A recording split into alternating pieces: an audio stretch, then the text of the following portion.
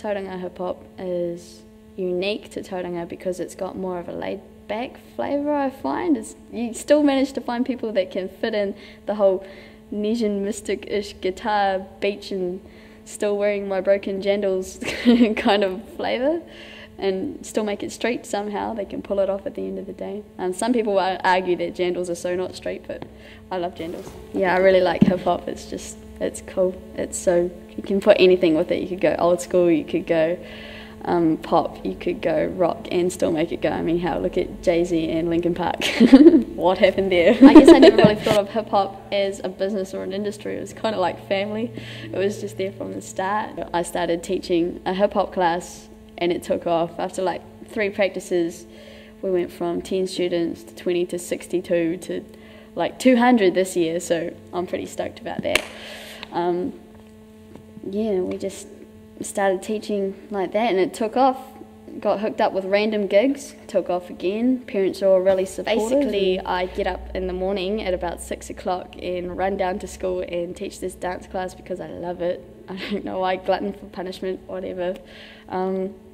Yeah, just because hip hop for some people, especially the street kids that I've noticed, because I used to be one, but yeah, hip hop's a real creative way of expression for them, and it's sort of where they can go without being in the restrictions of a classroom. I mean, sure, it's still a class, but I rely on their contribution as much as I rely on my own. I wouldn't say, okay, yes, no. Teaching hip hop can be hard. For people who are too bent on rules and stuff, it can be extremely hard, but I think the easy side of it comes when they're open-minded. You just take everybody's little, just their little tiny contribution, shove it all together, and it makes a dance, and they get so stoked off it. I think that's the most rewarding thing for me. It's probably why I do it, to watch them change, see what they used to be, and then go, bro, you don't have to be like that. Look what you could do just with doing what you like. And yeah, they embrace it. They do. Once they get a taste, they just can't get enough. But that's hip hop for you, isn't it?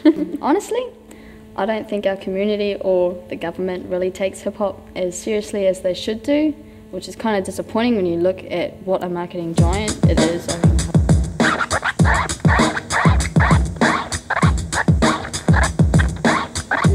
what I do. It's the love of it, I guess. Getting paid's a perk.